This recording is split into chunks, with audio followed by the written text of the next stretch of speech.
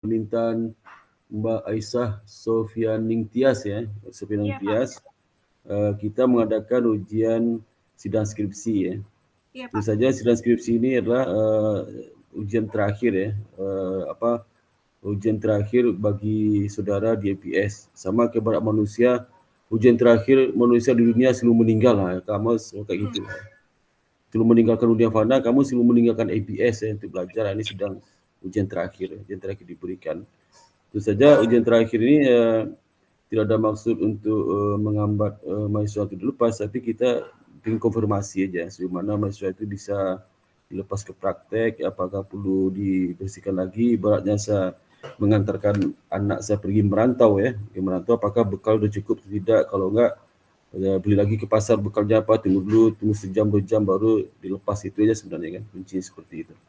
Nah, untuk melepas itu kalau di perguruan tinggi kan diberikan tugas akhir ya, tugas akhir dilaksanakan, kalau sudah oke, bisa dilepas ya, itu. Jadi kamu lebih skripsi.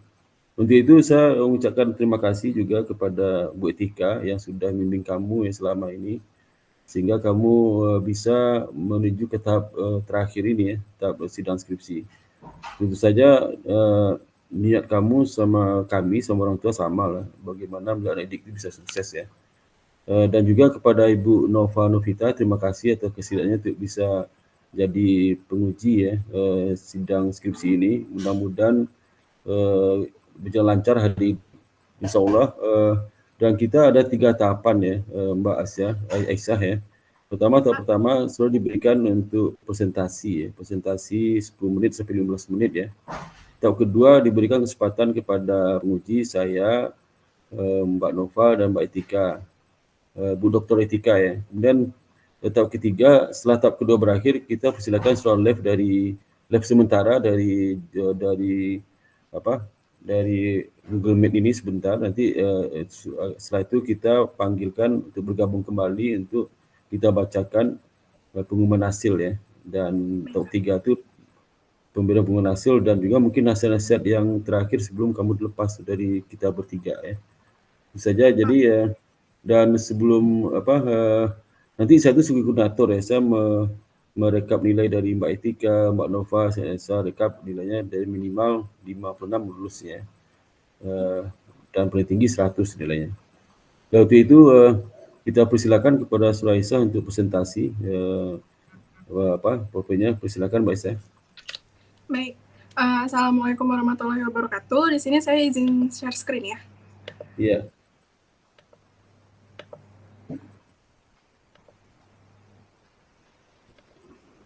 Apakah sudah terlihat? Sudah Mbak. Baik.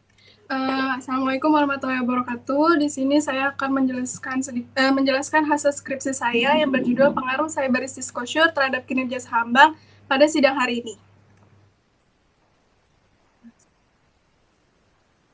Yang pertama, saya akan menjelaskan sedikit mengenai perubahan salah sempro, di mana pada bab 1 ini ada kesalahan kata di mana aktivitas perdagangan diganti menjadi aktivitas penghimpunan dana. Kemudian penjelasan mengenai Kearney tahun 2018. Itu saya mengutip dari berita CNBC. Untuk bab 2 ini ada 5 poin. Yang pertama itu pada signaling teori ada penambahan asymmetric information dan kesimpulan yang lebih merinci. Kemudian yang kedua, pengubahan POJK nomor 4 tahun 2021 menjadi POJK nomor 12 tahun 2018 poin F sesuai dengan adanya digital bank.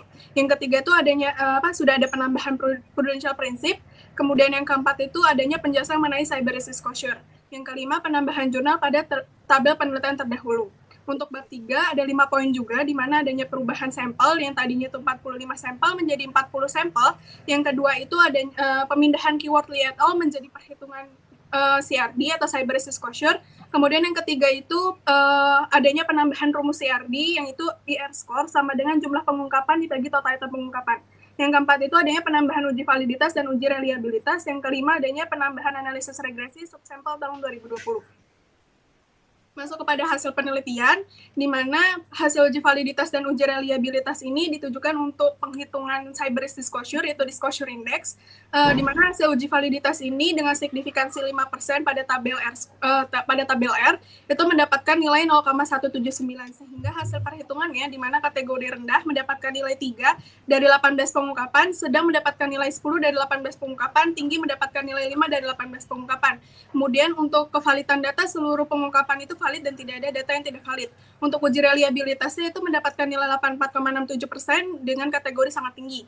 Kemudian dengan adanya hasil uji validitas dan uji reliabilitas, sehingga di sini dapat dilihat bahwa pengungkapan yang paling banyak dijawab adalah pengungkapan nomor 6, yaitu mengenai information technology security atau ATEC sebesar 78%. Kemudian untuk pengungkapan yang paling dikit dijawab itu mengenai cyber insurance sebesar 99%, di mana hanya satu bank yang menjawab, yaitu Bank Mandiri. Kemudian dengan adanya pengungkapan disclosure index ini, rata-rata disclosure index tahun 2018 hingga tahun 2020 ini meningkat sebesar 16%. Kenapa meningkat pada tahun 2020? Karena pada tahun 2020 itu menurut BSSN itu juga Indonesia tuh sedang mengalami cyber attack yang cukup tinggi, sehingga untuk perbankan itu harus meningkatkan sistem IT-nya agar data-data perusahaan itu tetap terjaga. Kemudian masuk kepada hasil statistik deskriptif, di mana mean dan mediannya, yaitu nilai DI, masih dikatakan cukup rendah, yaitu masih di bawah 50%, dikarenakan tahun 2018 itu pengungkapan belum banyak terjadi, yaitu karena pengungkapan belum banyak terjadi karena di perbankan tahun 2018 itu belum banyak mengungkapkan pengungkapan disclosure index. Kemudian maksimumnya itu 94,44% itu dimiliki oleh Bank Mandiri, minimumnya 0% dimiliki Bank China Construction, standar deviasinya itu lebih kecil dari mean, berarti disclosure index ini tidak terlalu bervariasi. Untuk squeamisnya itu masih dikatakan normal. Kemudian untuk nilai mean dan median untuk PBV itu lebih dari angka 1, di mana dia masuk kategori overvalued, maksimumnya itu 4,98 multiple dimiliki oleh Bank Mayapada, minimumnya 0,38 multiple dimiliki oleh Bank Victoria Internasional. Standar deviasinya dia lebih kecil dari mean, sehingga data ini tidak terlalu bervariasi. Squeamisnya itu dikatakan normal. Dikatakan masih tinggi dikarenakan nilai PBV ini menggunakan data asli yang belum ditreatment. Untuk mean dan median RT itu mendapatkan nilai minus, masuk ke dalam kategori abnormal return, dikarenakan return yang didapatkan oleh investor lebih rendah dibandingkan dengan return ekspektasinya, sehingga mean dan median ini dikatakan capital loss. Untuk maksimumnya itu 82,47% dimiliki oleh Bank Mayapada, minimumnya minus 53,3% dimiliki oleh Bank BRI Agroniaga. Untuk standar deviasinya ini lebih besar dari mean, sehingga RT ini memiliki variasi data yang tinggi. Untuk squeamisnya ini kaliber RT terdistribusi secara normal. Untuk maksimum size yaitu memiliki nilai 2.260 dimiliki oleh Bank Harda Internasional, minimumnya itu 664 miliar dimiliki oleh Bank BRI Bank Jago. Untuk standar deviasinya dia lebih besar dari mean, artinya variabel size ini masih memiliki variasi data yang tinggi. Untuk squeamisnya ini masih tinggi dikarenakan size ini menggunakan data asli yang belum ditreatment. Untuk mean dan median NIM itu masih masuk ke dalam kategori sangat sehat karena lebih besar dari angka 3%. Untuk maksimumnya 11,3%, itu masuk kategori sangat sehat dimiliki oleh Bank BTPN. Untuk minimumnya itu minus 1,75% dimiliki oleh Bank IBK Indonesia. Untuk standar deviasinya itu dia lebih kecil dari mean, karena berarti variabel ini tidak terlalu bervariasi. Untuk squeamisnya dia variabel ini terdistribusi secara normal. Mean dan median nilai ROA itu masuk ke dalam range 0,5% sampai 1,5%, masuk ke dalam kategori cukup sehat. Untuk maksimumnya itu 6,5%, dia masuk kategori sangat sehat dimiliki oleh Bank Penin, minimumnya itu minus 5,06%, dimiliki masuk ke dalam kategori tidak sehat dimiliki oleh Bank Harda Internasional. Untuk standar deviasinya ROA ini memiliki variasi data yang tinggi. Untuk squeamisnya variabel ROA terdistribusi secara normal. Untuk mean dan median nilai DAR itu masuk ke dalam kategori yang kurang baik karena lebih besar dari 60%. Maksimumnya itu juga masuk ke dalam kategori kurang baik dimiliki oleh Bank Jitras. Untuk minimumnya juga masih masuk ke dalam kategori kurang baik dimiliki oleh Bank Ina Perdana. Standar deviasinya lebih kecil sehingga dari variabel DAR ini tidak terlalu bervariasi. Untuk squeamisnya ini variabel DAR terdistribusi secara normal. Masuk ke uji multikolonialitas, untuk kedua uji ini tidak terjadi permasalahan. Untuk kedua persamaan ini, PBV dan RT ini tidak terjadi permasalahan multikol karena untuk variabel independennya tidak ada yang melebihi 0,8 atau 80%. Masuk kepada model estimasi, pada uji Chow ini dapat disimpulkan bahwa hasilnya itu menggunakan fixed effect.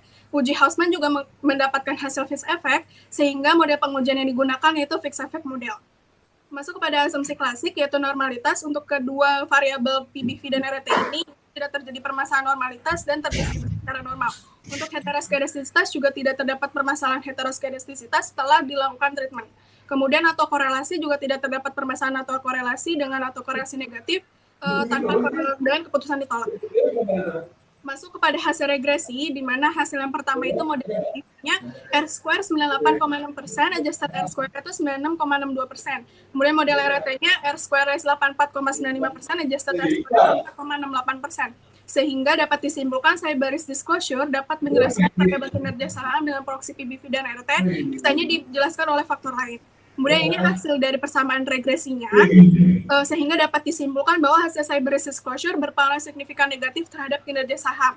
Hubungan negatif ini mengindikasikan telah terjadinya serangan cyber yang besar di Indonesia menyebabkan tingkat resiko bisnis makin tinggi, sehingga saham menjadi menurun. Sesuai dengan signaling teori, semakin cyber risk disclosure diungkapkan akan meningkatkan resiko bisnis, sehingga menurunnya ekspektasi para investor dalam berinvestasi. Hal ini memberikan sinyal buruk bagi investor yang akan berdampak pada harga saham perusahaan menurun. Hasil penelitian ini sejalan dengan jurnal Out et al. Tahun 2021. Masuk kepada hasil regresi yang kedua, yaitu subsampel tahun 2020. Pada model PBV, R-square itu 54,93%, adjusted R-square 38,83%. Untuk model RT-nya, itu R-square 42,29% dan adjusted R-square 21,68%. Bahwa dapat disimpulkan, variabel cyber risk disclosure dapat menjelaskan kinerja saham dengan proyeksi PBV dan RT, sisanya dijelaskan oleh faktor lain. Hasil persamaan regresinya seperti ini, dan dapat disimpulkan bahwa cyber risk disclosure pada tahun krisis atau masa krisis tahun 2020 itu tidak signifikan terhadap kinerja saham. Hubungan tidak signifikan ini bahwa pengungkapan cyber risk itu belum menjadi patokan investor dalam berinvestasi, sehingga tidak mempengaruhi kinerja saham. Penelitian ini sejalan dengan Zhong et al. Tahun 2018. Masuk kepada interpretasi variabel kontrol terhadap PBV. Variabel pertama yaitu size. Hasil pertama tidak signifikan karena investor tidak menjadikan ukuran perusahaan sebagai indikator tingkat resiko dalam berinvestasi, sehingga tidak mempengaruhi harga saham, sejalan dengan FAU et al. tahun 2015. Hasil yang kedua negatif signifikan karena saat terjadi krisis, ukuran perusahaan yang tinggi dapat menurunkan aset sehingga keuntungan yang didapat itu rendah, di mana berdampak pada investor tidak ingin berinvestasi karena keuntungan yang didapatkan itu kecil, sejalan dengan Halim et al. Tahun 2017. Kemudian variabel NIM untuk kedua analisis regresi ini tidak signifikan karena rasio NIM bukan sebagai patokan investor dalam mengambil keputusan dikarenakan rasio NIM tidak memberikan informasi yang cukup untuk meyakinkan para investor dalam berinvestasi, sejalan dengan Irianto et al. Tahun 2017. Kemudian variabel ROA, hasil pertama itu positif signifikan karena tingginya nilai ROA dapat meningkatkan kepercayaan investor untuk memiliki saham perusahaan, sehingga nilai saham akan meningkat juga. Sejalan dengan Yulianto et al. Tahun 2016. Hasil yang kedua itu tidak signifikan karena saat krisis, ROA yang tidak selalu mencerminkan perusahaan yang tidak baik, sehingga tidak mempengaruhi nilai saham. Sejalan dengan penelitian dari Istikana tahun 2015. Kemudian variabel DAR untuk hasil yang kedua hasil ini yaitu negatif signifikan karena dengan tingginya nilai rasio DAR dapat memberikan respon negatif terhadap investor yang akan berdampak pada nilai saham menjadi menurun. Sejalan dengan penelitian dari Sari et al. Tahun 2014. Kemudian interpretasi variabel kontrol terhadap RT yaitu variabel pertama itu size, hasilnya pertama positif signifikan karena semakin besar ukuran perusahaan dapat dijadikan sebagai indikator tingkat suatu resiko. Sejalan dengan penelitian dari Lesmana et al. Tahun 2021. Hasil yang kedua itu tidak signifikan karena saat waktu krisis, investor tidak menjadikan ukuran perusahaan sebagai indikator tingkat suatu resiko dalam mengambil keputusan untuk berinvestasi. Sejalan dengan penelitian dari Nursita tahun 2021. Kemudian variabel NIM, hasil yang pertama itu positif signifikan karena tingginya nilai NIM, maka akan semakin tinggi juga bank mendapatkan pendapatan bersih, sehingga banyak investor tertarik pada perusahaan tersebut. Sejalan dengan Noviantari tahun 2017. Hasil yang kedua itu negatif signifikan karena saat terjadinya krisis, nilai NIM yang tinggi di mana bank tidak menerapkan prudential principle yang akan menyebabkan nilai harga saham menurun. Sejalan dengan penelitian dari Marsudi tahun 2020. Untuk variabel ROA, di mana hasil kedua persamaan ini tidak signifikan karena rasio ROA bukan termasuk acuan dalam keefektifan suatu aset sebagai patokan investor dalam mengambil keputusan saat ingin berinvestasi.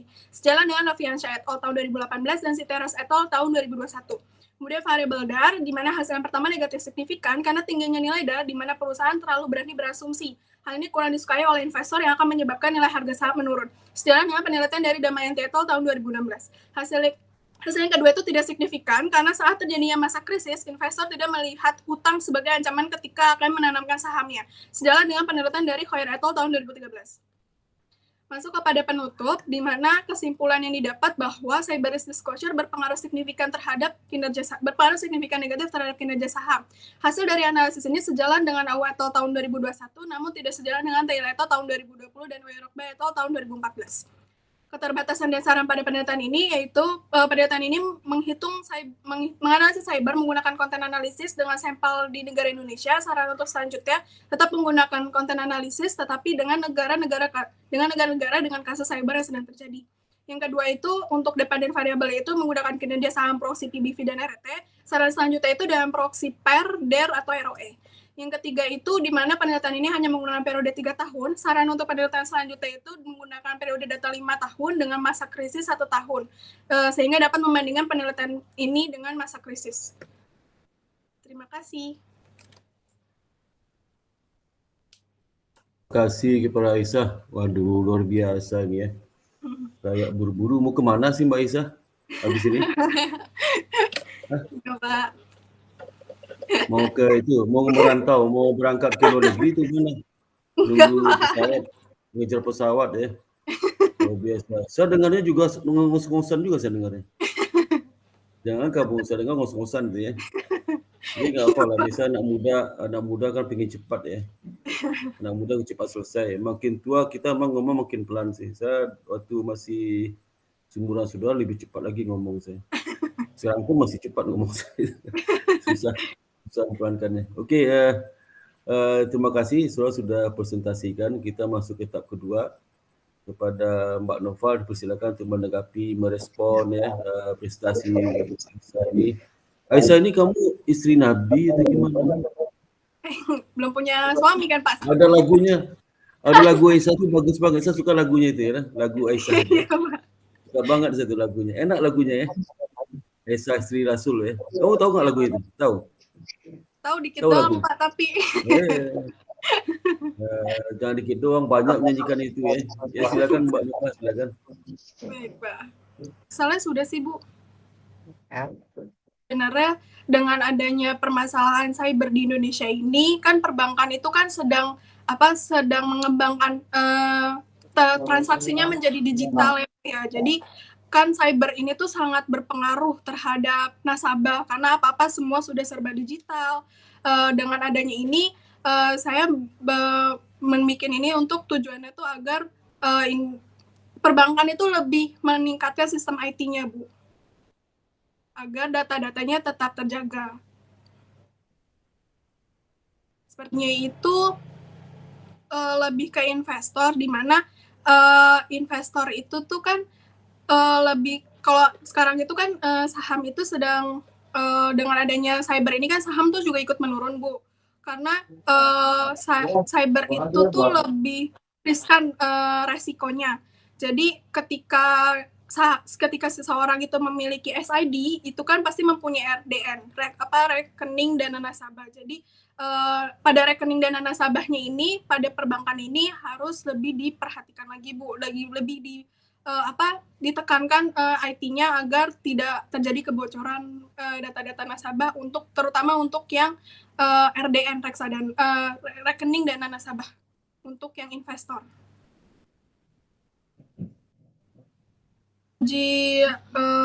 Uji cybernya ini ada jurnal yang saya dapat itu kan masih susah ya Bu ya, masih sulit. Jadi kadang itu saya dapatnya itu yang tidak berpengaruh, yang berpengaruh itu tuh agak sulit Bu. Jadi saya lebih memilihkan dua arah. Jadi saya belum bisa menentukan bahwa cyber ini tuh lebih mempengaruhi bank atau enggak sih Bu, karena banyak penelitian juga yang tidak berpengaruh ada, yang berpengaruh juga ada. Seperti itu. Cyber risk disclosure itu pengungkapan cyber risk Bu. Jadi pengungkapan cyber yang ada di laporan tahunan ada bad news Bu. Karena hasil yang saya dapat itu dia berpengaruh signifikan negatif. Itu disediakan di kalau untuk keyword sekarang sudah diganti Bu, jadi jadi perhitungan, jadi masuk ke dalam perhitungan. Jadi pada saat saya menanyakan apakah pada laporan tahunan tercatat adanya kejadian cyber risk, itu keyword yang saya gunakan adalah cyber risk. Nanti kalau misalkan tidak ada, saya klik 0, dan kalau ada 1. Pendapat saya itu sebenarnya memang sih kalau menurut saya ini agak double, Bu. Cuman pada saat saya pada saat saya searching di laporan tahunan, itu itu tuh laporan tahunannya tuh kadang ada yang bilang hacking, ada yang bilang hacker, Bu. Gitu. Jadi ada yang hacking, ada yang hacker. Jadi pada saat saya dibilang, kalau misalkan Bank BRI, dia bilangnya hacking, tapi Bank Mandiri bilangnya itu hacker. Jadi kalau misalkan pada saat hacker ya saya cuma nilainya di hacker, kalau hacking ya saya hanya nilainya di hacking. Seperti itu, Bu. Itu skornya Dewan Komisaris. Tinggi akan good news, Bu. Memberikan sinyal yang baik. Dari hasilnya itu NIM itu tuh lebih ke arah return-nya, Bu. Kalau ROA lebih ke arah harga sahamnya. Ya, tapi kan harga saham kalau saya NIM itu untuk lihat pendapatan bersihnya. Kalau ROA itu sama sih. Untuk ya nggak sih? Dicek lagi. Definisi NIM apa? Diulang, Bu. Tuh implikasi yang saya buat itu lebih ke ini, Bu, lebih ke asymmetric information. Jadi kan pada saat di signaling teori saya sudah tambahkan mengenai asymmetric information. Jadi ketika asymmetric information itu semakin di mana kita harus lebih mengurangi adanya perbedaan informasi antara si pemegang saham dengan si perusahaan. Jadi kalau misalkan si perusahaan lagi bermasalah nih cybernya, jadi harus terbuka juga terhadap investor supaya investor tuh tetap memiliki ekspektasi terhadap si perusahaan tersebut untuk berinvestasi. Menurut saya dengan adanya karena saya sudah menulis mengenai keterbatasan dengan waktu yang 3 tahun itu menurut saya belum cukup untuk menjadikan bahwa perusahaan ini tuh cyber risk disclosure itu sebagai patokan terhadap investor. Jadi harus itu saya bingung mencatat. Nanti Mak Nova bisa kirim ke saya ke WA apa saja yang perlu diperbaiki ya. Banyak sekali saya bingung soal catat apa itu. Ya. Untuk saya masukkan di berita acara Mbak Nova. Ya. Jadi minta tolong Mbak Nova nanti yang di koleksi itu apa saja kirim WA saja, nanti saya ketikkan di berita acara nanti. Dan itu ya, terima kasih Mbak Nova atas atas masukannya. Kemudian ini apa nih? Tolong ini apa? Ini punya Mbak Nova atau punya Aisyah nih? Aisyah ya? Punya saya, Pak. Oh ya, Aisyah ya. Saya mungkin ini apa yang mau terima kasih ya untuk saya beri kesempatan, karena waktu di Sempro saya tidak ikut ya, karena ikutlah Pak Didik. Jadi Pak Didik itu kenapa dia nggak uji kamu lagi? Dia menghubungi saya beberapa waktu lalu ya, waktu dia baru dapat SK pengangkatan jadi wakil direktur di OJK, wakil direktur. Jadi langsung hubungi saya, Pak saya jadi wakil direktur nih, aduh nggak sempat, sibuk banget. Bisa nggak seluruh Sempro, seluruh kegiatan di BES itu saya di pending dulu, termasuk ngajar juga. Makanya nggak bisa melanjutkan, makanya akhirnya dicari ganti. Ada banyak kan, dia itu ada sekitar 11 mahasiswa yang uji Sempronya. Jadi terpaksa saya untuk risiko saya isi ya. Tapi bidang lain mungkin ada dosen lain yang menggantikan dia. Itu penyebabnya kenapa Didik nggak bisa ikut di sidang akhir, karena keterbatasan dia sebagai pegawai OJK ya, karena belum diangkat jadi wakil direktur bidang pengawasan itu, salah satu bidang pengawasan. Dia termasuk juga mengelola fit and proper test juga ya, Pak Didik itu. Jadi saya maklum juga lah ya. Jadi untuk itu saya kembali ke skripsi Mbak Aisyah ya. Saya sudah baca skripsinya sekilas ya, itu saja tidak sedetail Mbak Nova ya. Pertama, kamu cyber risk disclosure ya. Iya, Disclosure ya. Jadi saya melihat dari sisi latar belakang sudah oke, nggak ada masalah ya. Sudah bisa saya pahami ya. Kemudian setelah bab 2 ya, saya baca, situ harus hati-hati ya, di bab 2 itu kajian teori ya. Di kajian teori itu kita tidak mengungkapkan fakta lapangan ya. Tidak mengungkapkan fakta dan fenomena lapangan, itu harus digarisbawahi itu. Itu kajian teori ya. Tidak perlu menyampaikan fakta lapangan, data-data yang mengungkapkan fenomena itu, kecuali seri sebelumnya. Seri sebelumnya kan itu penelitian sebelum relevan kan. Kan ada dua tuh di kajian teori itu ada dua hal. Pertama, mengkaji secara teori ya, konsep dari suatu variabel, hubungan sebab akibat ya, juga dikaji. Kemudian juga konsep pengukuran juga dikaji sebenarnya. Tapi di sini kan ada beberapa pendapat tidak dikaji ya, hanya kaji di bab 3. Padahal bab 3 itu hasil kaji di bab 2 sebenarnya. Tapi saya ikut aja ya, terserah aja ya. Jadi dan juga mengkaji juga implikasi-implikasi secara teori, dampak-dampak itu juga perlu. Dan tidak boleh mengkaji istilahnya, wah di sana terjadi ini, sana terjadi itu, bukan kajian itu, bukan kajian teori, itu penelitian relevan atau juga disebutkan fenomena di bab 2, di bab 1 ya.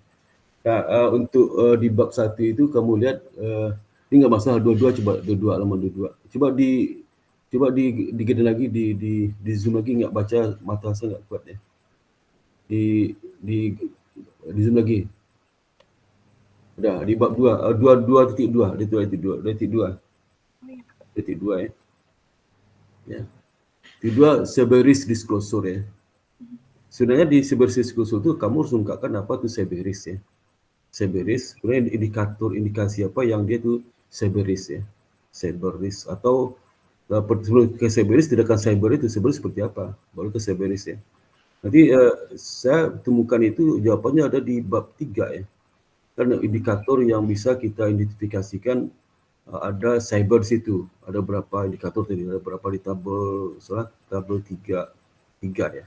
3 itu ada di situ. Nah, sayangnya di bab 2 nggak kamu kaji.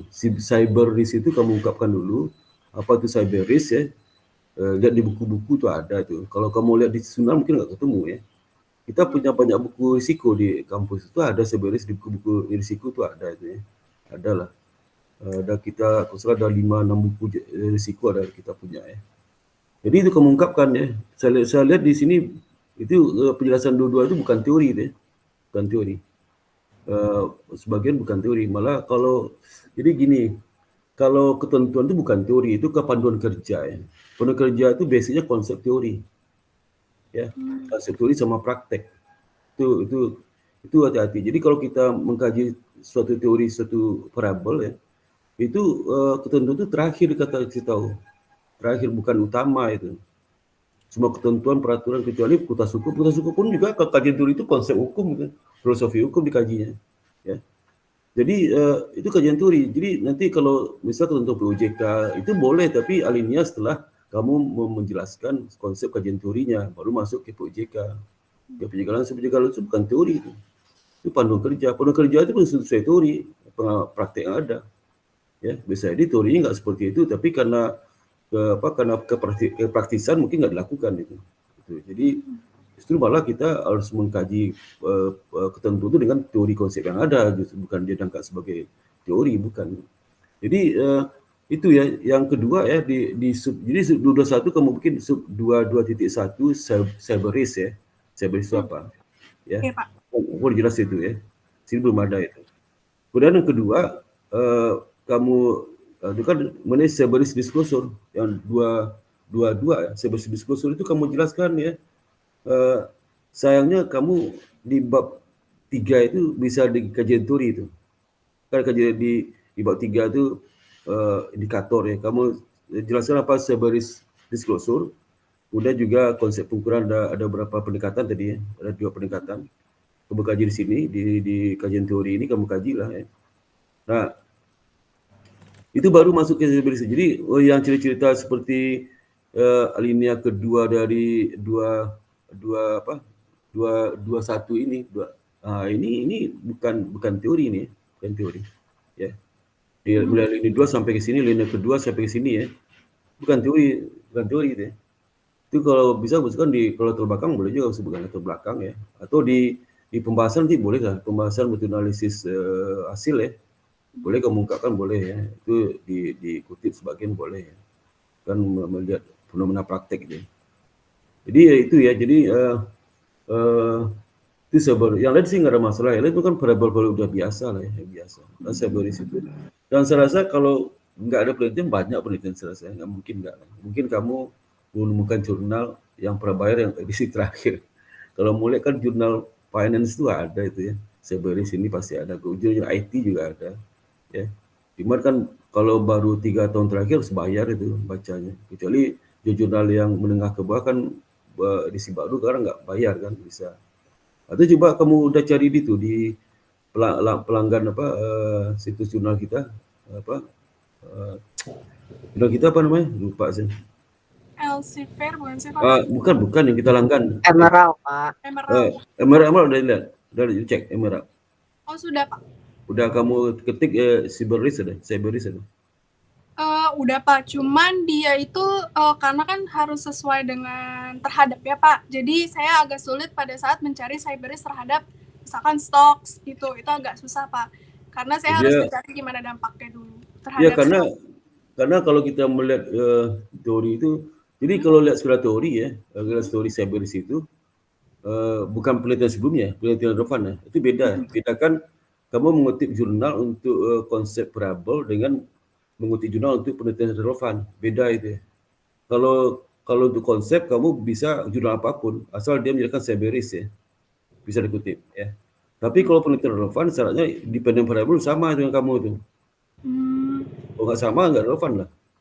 Apa yang mau dilihat di situ dependent variable kamu misalnya PBV sama apa kinerja market performance ya. Tapi dia bukan itu nggak relevan. Tapi untuk kajian untuk variabel ya, ada definisi tentang itu bisa dipakai, tapi bukan penelitian relevan. Nah, setelah di penelitian relevan kamu itu banyak nggak relevan tuh ya, banyak nggak relevan. Banyak sekali, paling satu pun juga nggak relevan juga karena dependennya nggak ada. Oh, itu sebagai acuan aja Pak. Jadi waktu pada saat kalau saya itu bukan penelitian relevan, itu hanya kajian teori, bukan penelitian relevan. Harus dikeluarkan di situ. Jadi hanya sebagai kajian teori aja. Bukan penelitian relevan karena kan dia hanya kamu ngacu untuk independent variable Cerberus kan. Selebihnya nggak ada Cerberus tuh ya, selebihnya nggak ada. Maka saya ada beberapa pertanyaan tadi itu apakah seperti IT-RIS itu adalah Cerberus ya, IT-RIS apakah Cerberus ya.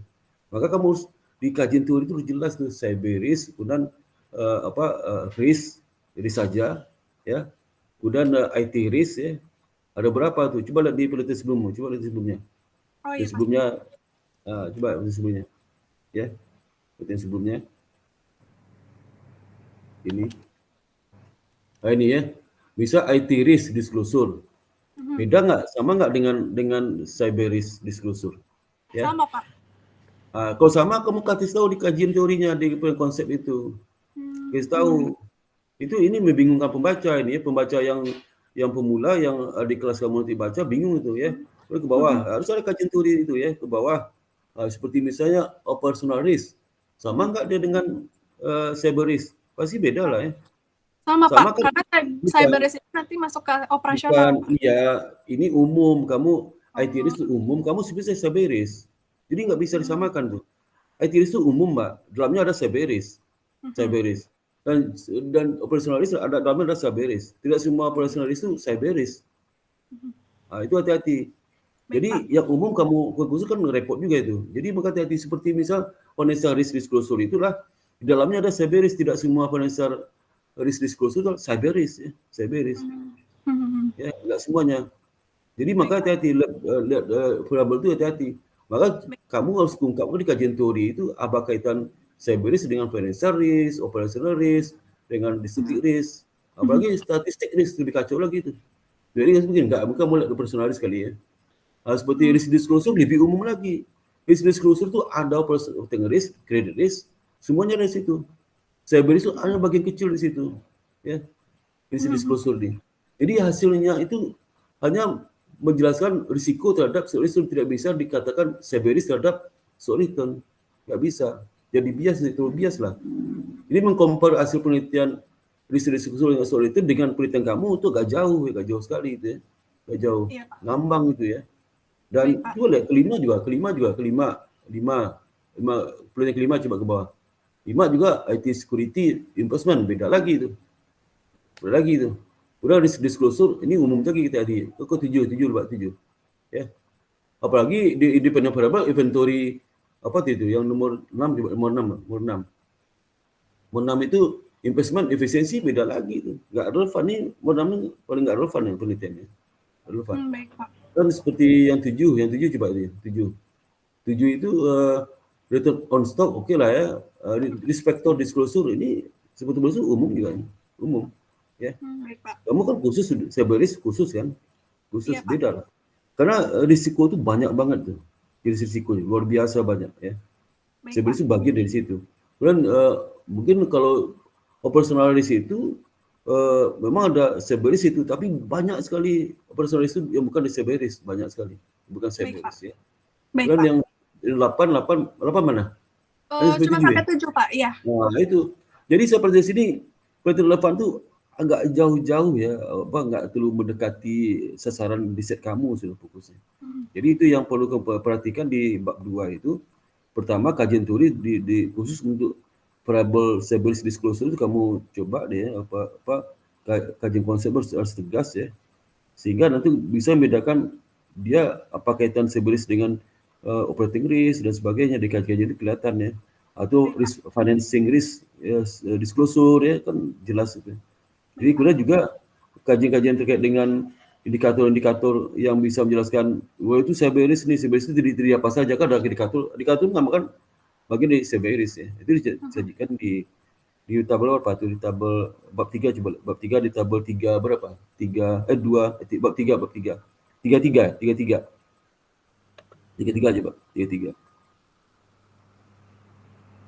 ya.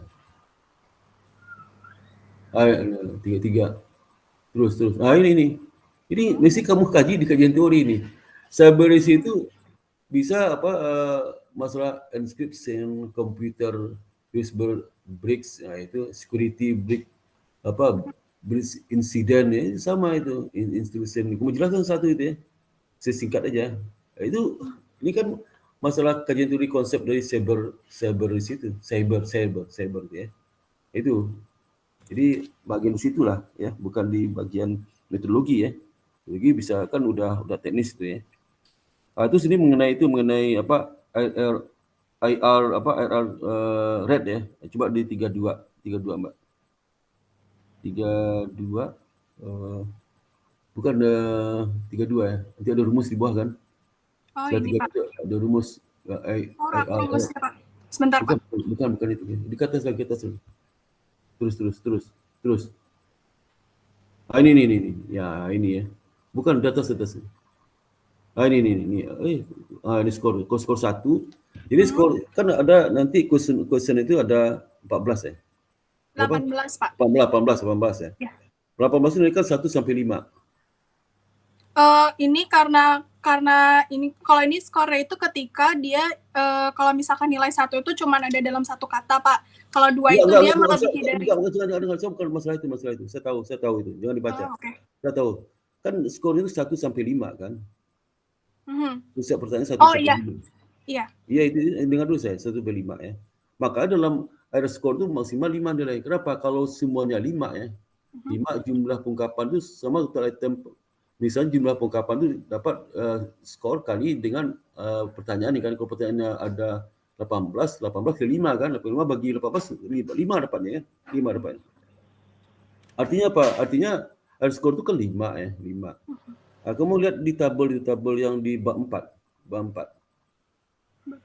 Tabel bab 4 terutama kamu uji validitas itu. Oh, uji validitas benar. Ada kan data ini means ya. Ini kan kalau saya nggak tahu min ini dari mana nih ya. Kan yang jelas pertanyaannya pasti nilai 1 sampai 5 kan. Benar enggak? Iya, Pak. Nilai misal apakah pada laporan tahunan tercatat adanya kejadian cyber risk. Berarti kan 1 sampai 5 nilai. Ya. Ini ada perhitungannya, Pak. Apa? Enggak, itu dulu kan 1 sampai 5 kan nilainya. Nomor 1 itu. Oh. Iya, Kan 1 sampai 5 nih. Itu 1 sampai 5. Ya. Ada nilai 2, ada 1, ada 3, ada 4, ada 5 kan? Nah ini min itu artinya rata-rata dari seluruh sampel. Misalnya gini ya. Saya kan ada 2 nih. Apakah setiap sampel itu kamu menyajikan IRR rate-nya atau masing-masing pertanyaan? Masing-masing pertanyaan, Pak. Berarti IRR rate-nya kelihatan dong. Untuk validitas kan, ya. Jadi itu masih pertanyaan untuk uji validitas ya. Tapi kalau dimasukkan ke variabel nilai kan IRR rate itu, ya kan? Ngerti nggak? Ya bukan min sini masukkan ke itu. Ya ini kan hanya jadi min misalnya pertanyaan 1 untuk seluruh observasi kamu, nilai 1 itu rata-rata 0,267 ya, itu maksudnya. Nah, kalau 0,267 berarti minimal kan 1 itu 0, nilai 0, nilainya 0 paling rendah. Kemudian paling tinggi 5 kan? Iya. 0 ada 0 nggak nilai? 1 atau 5 atau 0 sampai 5 nilainya. Nilai skornya. Oh. 0 sampai 5 atau 1 sampai 5? 1 sampai 5, Pak. Sampai 5. Artinya kan nggak ada nilai bawah 1 kan? Iya. Nah, saya pengen tanya min itu dari mana dapatnya? Min pertanyaan 1 itu minnya kok di 0,2. Padahal kita tahu nggak mungkin 0,2 karena nilai pertanyaan itu paling rendah 1, paling besar tinggi 5. Kok bisa 0,02 itu? Dari mana tuh? Saya pengen tahu aja. Oh, ini dapatnya dari sini, Pak. Maaf, saya share ke ini. Ini meannya tuh dari sini, Pak. Jadi dilihat dari sini. Jadi rata-rata seluruhnya. Enggak, ini kan skor kan pertanyaan pertama di mana? Pertanyaan pertama mana? Pertanyaan pertama ada minnya tuh. Pertanyaan pertama ada min. Enggak, di tabel tadi bukan ke sini. Oh iya, sudah, Pak. Jadi pertanyaan pertama itu ada minnya. Ini pertanyaan pertama minnya. Di mana dapat min itu? Pertanyaan pertama itu. Atau apakah dari skor itu atau dari mana? Dari rata-rata seluruh variabel seluruh pertanyaan dari observasi, Pak. Jadi disumin dari satu kan? Pertanyaan satu. Pertanyaan satu. Iya. Kan satu aja pertanyaan, bukan semua pertanyaan. Sebenarnya satu untuk banyak perusahaan kan? Berarti nggak? Baik, iya Pak. Kalau pertanyaan satu untuk semua perusahaan, ada nggak perusahaan itu nilainya di bawah 1? Itu satu pertanyaan itu. Ada Pak. Berarti nggak sesuai dengan skor. Skor itu minimal 1 kan?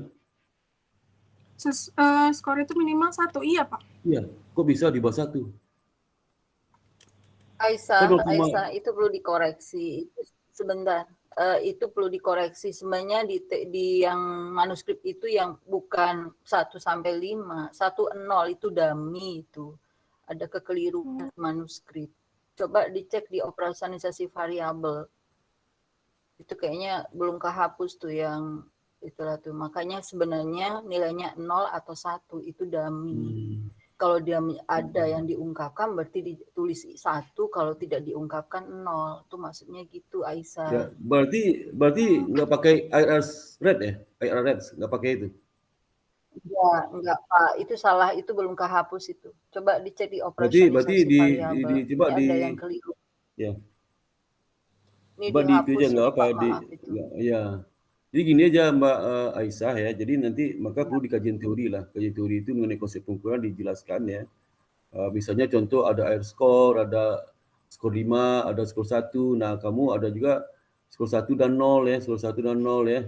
Itu lebih clear ya, lebih clear di bab 2, baru di bab 3 itu nggak ada kajian itu lagi, langsung aja tunjuk ke pilih yang mana ya. Baik, jadi Pak. karena bisa salah orang melihat ini ada skor 1 sampai 5, kok ada minnya kok di bawah 1 gitu ya, bawah 1. Kalau 01 pasti di bawah 1 tuh. Kalau dia dummy sampai 1. Itu betul Pak Spata. Jadi hanya di paragraf pertama, yang kedua itu yang kemarin harus dihapus tuh Aisyah. Makasih Pak Spata koreksi. Iya, oke. Oke, jadi itu ya. Jadi artinya kalau 01 ya, kalau 01 tidak pakai skor 1,5, berarti artinya apa? Artinya disclosure itu tidak menggambarkan risikonya tinggi itu turun, tinggi itu naik ya. Misal contoh, skornya berarti kan nggak sampai 5 di bawah 1. Tapi kalau pakai skor 1,5 ya, misal skor dapat 4, berarti kan lebih tinggi itu. Skornya lebih tinggi. Berarti ada pengungkapan risiko yang terjadi yang sangat detail ya. Sehingga pasar berespon dengan baik ya. Tapi kalau nomor 1 kan sekedar ya atau tidak kan, tidak bicara masalah level ya, levelnya tinggi atau rendah, nggak ada bicara itu, hanya ya atau tidak diungkapkan itu. Tapi kalau kamu pakai 1/5 itu baru saya yakin itu. Pasti kalau angka 5 itu level high risk itu tinggi. Ya, high risk kenapa? Karena ditemukan ada kejadian risiko itu, ya. Tapi kalau ada tidaknya sekedar ada atau tidak aja, tidak menunjukkan makin tinggi makin rendah, nggak ada, ya. Jadi hanya sekedar ada atau tidak. Kalau saya kenapa saya lebih cenderung pakai skor 1/5, saya lihat saya tertarik 1/5 karena wah ini bagus juga. Coba kalau deskripsi statistikmu, cyber risk itu berapa deskripsi statistiknya? Cyber risk. Cyber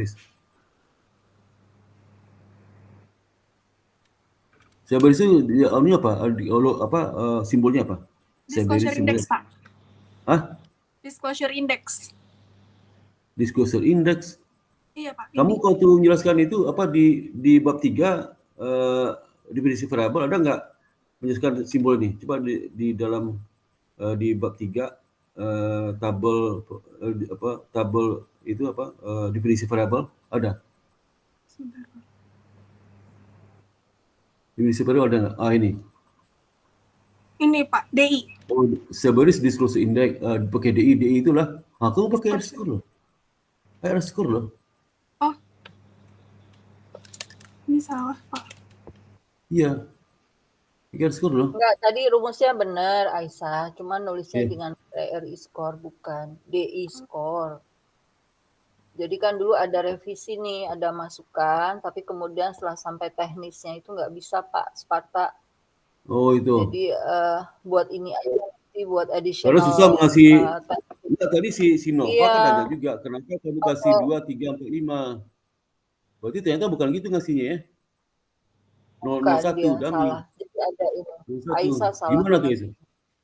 Aisyah? Jadi Mbak Nova kamu layani. Kan cuma DI 1. Iya. Jadi Mbak Nova kan nanya itu, bagaimana kamu menentukan nilai 2, 3? Itu si Aisyah dilayani itu sekolah sama kayak 2, 3, 5 itu.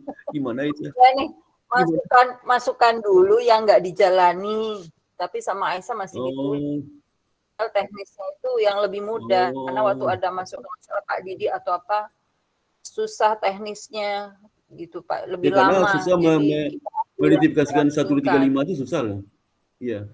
Iya, makanya susah. Dan penelitian sebelumnya juga itu cuma ada masukan, tapi kemudian teknisnya susah, tapi masih belum kehapus. Sorry, saya belum kok. Iya. Jadi gitu ini ya. Aja jadi nanti buat, kamu ya Pak ya, Aisyah nanti buat saran penelitian berikutnya pakai scoring tambahan itu. Oh iya Bu. Nah jadi Aisyah ya, jadi gini. Jadi analisis juga dirubah dari analisisnya. Jadi kalau misalnya dia positif, ada pengungkapan risiko itu berarti pasien bereaksi ya, kan negatif tuh. Pasien bereaksi berarti ada bad news kan. Bad news bagi pereaksi menurunkan harga saham itu. Tapi jangan dikatakan dia semakin berisiko, enggak. Ada pengungkapan risiko, dengan ada pengungkapan risiko terindikasi bahwa terjadi risiko cyber risk di perusahaan itu. Terindikasi risiko cyber risk di perusahaan sehingga perusahaan bereaksi negatif itu, ya bereaksi negatif. Sehingga berdampak pada penurunan nilai saham itu nanti ya. Ya Mbak Aisyah ya? Iya Pak. Iya. Jadi itu, jadi sebenarnya kritik kamu simple ya, simple pertama di bab 1 udah oke ya.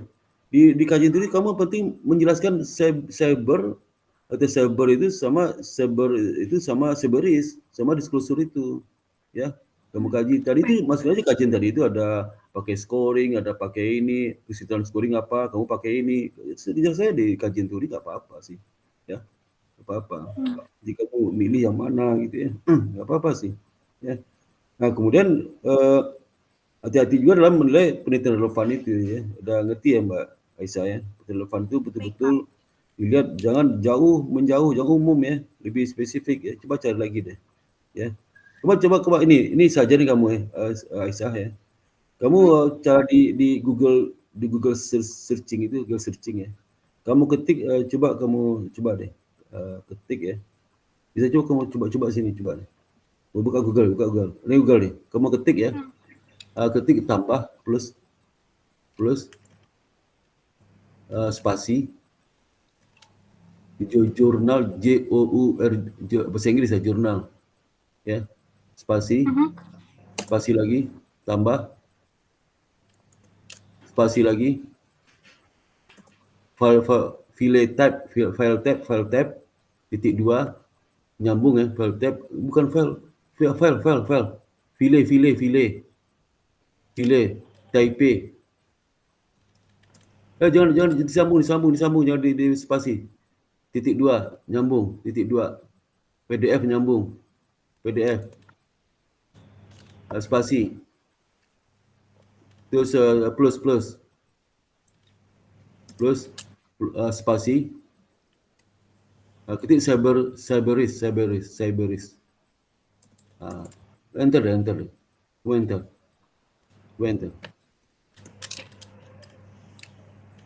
Nah, banyak itu ya. Kau bisa kajian teori sini ya. Baik, Pak. Banyak nggak ada. Itu ribuan Mbak, lihat tuh ribuan tuh ya. Banyak itu. Baik, Pak. Ya. Itu jurnal semua tuh. Yang keluar jurnal semua itu ya. Jadi nggak ada alasan lah. Apalagi kalau kamu habis itu coba ketik Cyberis disclosure. Ini kalau yang gratis ya. Ini Cyberis disclosure ada nih. Ada banyak itu. Ya. Iya, Pak. Ngerti ya? Nggak ada alasan lah. Ya. Aduh, zaman sekarang Mbak Isa kalau nggak ada yang, jadi saya nggak mau dengar Mbak Isa itu nggak ada penelitian, nggak ada. Luar biasa itu. Maka kalau Mbak Isa ngasih nggak ada, saya kasih tadi itu siapa dia teman saya yang wartawan tuh, sama kuliah saya dulu ya. Dia ngasih itu. Jadi khusus jurnal itu keluar semua tuh sampai ribuan ya. Seluruhnya itu gratis. Ya, umurnya 3 tahun, 4 tahun, 5 tahun, 10 tahun, 11 tahun umurnya. Umur jurnal itu. Tidak kita kan 10 tahun bisa. Gak mesti harus baru ya. Kalau baru harus bayar. Mahal bayar. Bisa $2 ya. Itu saya. Saya ini itu aja yang saya sampaikan. Mudah-mudahan ini topikmu baru tapi sederhana ya. Iya, Pak. Simpel ya. Ini baru. Jadi nggak ribet sebenarnya ya. Asal kamu clear teori. Tadi yang penting teori di situ itu banyak itu ya. Apa cyberis, apa disclosure dari situ semua ya. Banyak sih. Kalau pakai ebook, kalau ebook bisa juga kamu tulisnya plus spasi ebook. Jadi kalau mau pakai ebook jurnal itu ganti ebook. Itu ebook baik, ya. Pak.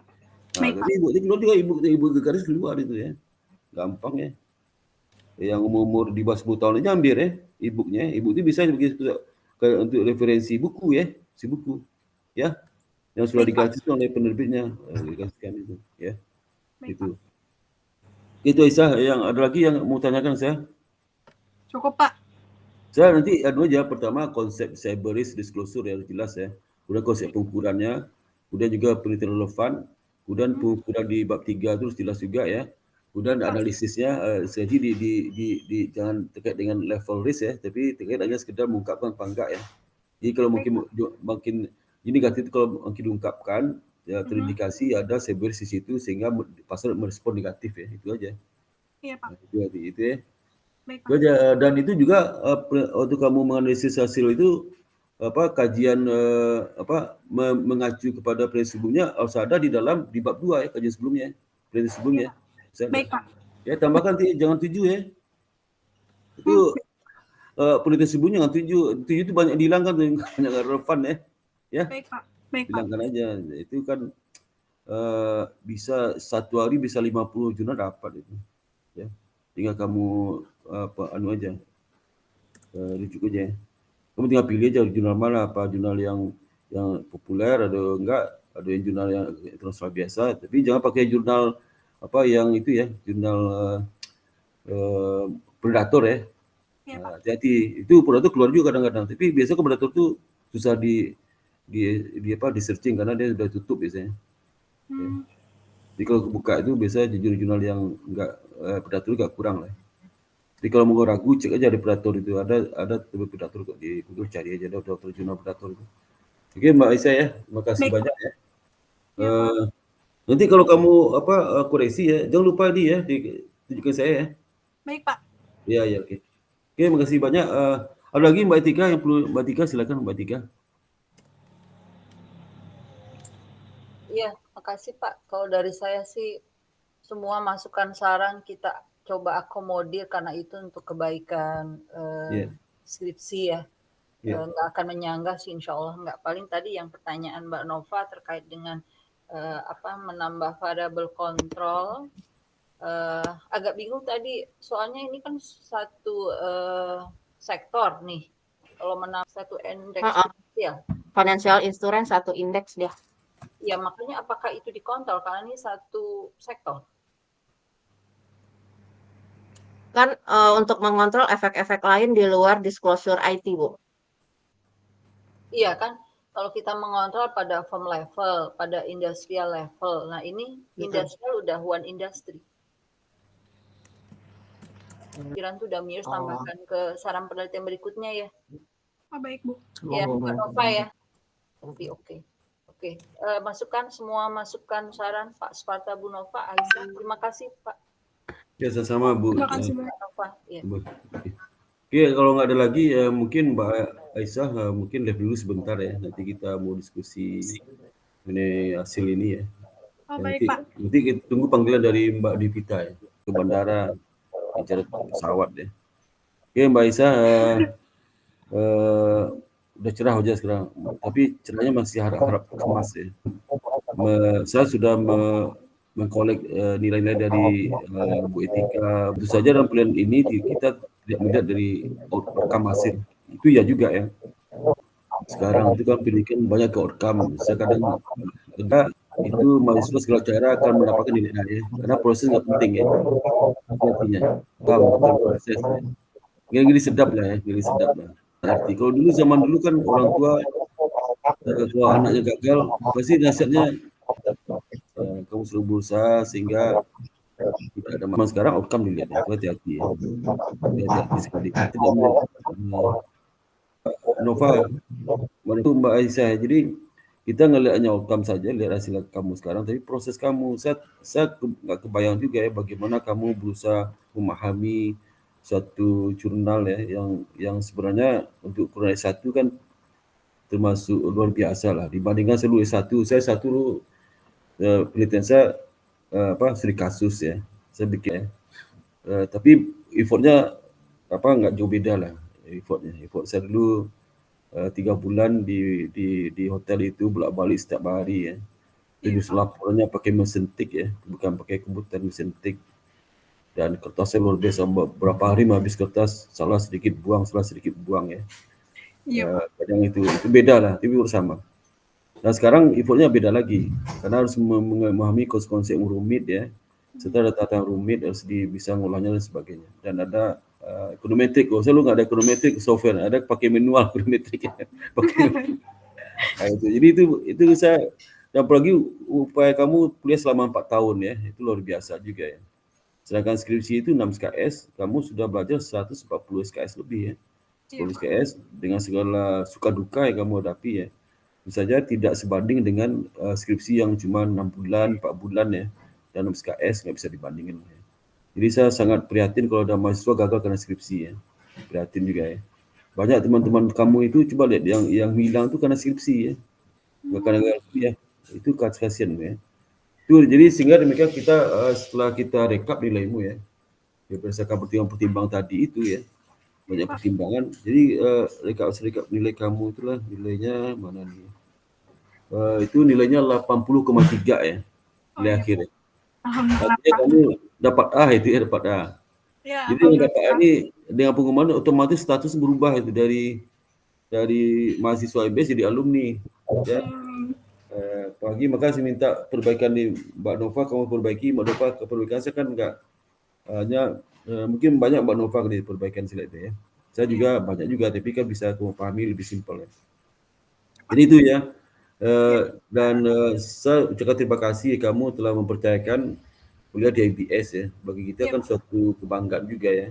Kamu bersedia, kan kamu kuliah itu menyerahkan masa depanmu kan ke kami kan, 4 tahun kan, luar biasa juga ya. Betul, dan juga dan dengan demikian tentu saja kami ingin dapat informasi dari kamu terakhir ya. Kira-kira apa yang menjadi hal yang positif buat saudara selama kuliah 4 tahun, kesan-kesan positif ya, Selamat DBS termasuk dosen, fasilitas, kurikulum, buku, pustaka, spesial lain seperti ekstrakurikuler kemudian magang, silakan kamu berikan komentar. Itu nggak ada hubungan nilai kamu, nggak akan IPK kamu bisa 3,5 ya. Tadi saya lihat IPK 3,49 dengan adanya A ini bisa 3,5 ya. Pernah dapat nilai C nggak? Dapat nilai C pernah? Pernah Pak, waktu itu kan pernah sama Bapak di ikut kelas tambahan lagi. Ketambahan kok dapat C sama C? Enggak Pak, sama Bapak mah nggak dapat C. Awalnya dapat C. Oh itu ngulang di kelas ya? Mata kuliah apa itu? Akuntansi menengah 1. Oh iya. Ya itu takdir ya, nggak apa-apa lah ya. Takdir. Jadi ya nggak bisa jadi kumlot kamu ya. Silakan kamu berikan komentar yang saya minta tadi ya. Kalau kuliah di IBS sih enak banget Pak, karena beda dari kampus yang lain. Karena dengan adanya April waktu itu tuh sempat pas awal masuk itu dengan nilai IPK 3 tuh bisa magang di BI. Itu tuh udah keren banget Pak. Karena di kampus saya tuh belum tentu bisa magang di Bank Indonesia, kan itu susah banget Pak. Dan itu yang paling berkesan di IBS tuh, itu bisa magang di BI. Terus apa lagi? Terus dosennya baik-baik. Dosennya mah baik-baik. Pagi Bu Etika. Bu Etika makasih ya Bu udah bimbing saya. Iya. Terus kalau fasilitas kita? Fasilitas enak kok Pak. Kampusnya tuh emang gak rame, cuman enak pergaulannya. Jadi jadi kegabung gitu loh Pak. Jadi orang pintar tuh bisa kegabung sama, jadi kayak saya termotivasi gitu. Karena IBS tuh orangnya pinter-pinter, jadi saya termotivasi untuk saya seharusnya bisa nih seperti mereka gitu. Iya. Ya, oke.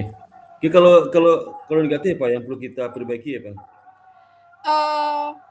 Kalau negatif apa ya Pak? Nggak ada sih Pak. Saya belum kepikiran negatifnya, saya mikirnya enaknya aja Pak. Oke, terima kasih banyak ya. Oke, berikutnya silakan Mbak Tika atau Mbak Nova. Dulu deh, Mbak Nova. Baik, terima kasih. Ya, mohon maaf ya berisiknya. Atas dukungan yang sudah diberikan ya. Iya Bu, baik. Terima kasih Mbak Nova. Silakan Mbak Tika. Terima kasih Aisyah. Ini waktunya udah jam 6 maghrib. Saya puas dengan hasil kerja kamu. Saya kasih kamu challenge ya. Dari saya Aisyah itu saja. Sukses, kamu udah kasih challenge saya. Saya kasih challenge kamu, challenge kamu. Dan alhamdulillah dengan hasil yang sangat memuaskan. Tips salam buat orang tua, ya sukses buat kedepannya. Tetap humble. Baik, ya. Ibu. Baik Ibu. Waalaikumsalam. Oke, makasih banyak Mbak Tika. Dengan demikian berakhir rangkaian acara sidang skripsi yang kamu jalani dari jam 4 tadi sampai sekarang, sampai tahap akhir. Sekali lagi ucapkan selamat, kirim salam orang tuanya, telah sukses mengantarkan anaknya jadi sarjana akuntansi dengan gelar SAK ya, SAK. Demikian yang saya sampaikan. Assalamualaikum warahmatullahi wabarakatuh. Waalaikumsalam. Waalaikumsalam. Terima kasih Bu Etika. Waalaikumsalam. Terima kasih Bu Nova. Terima kasih.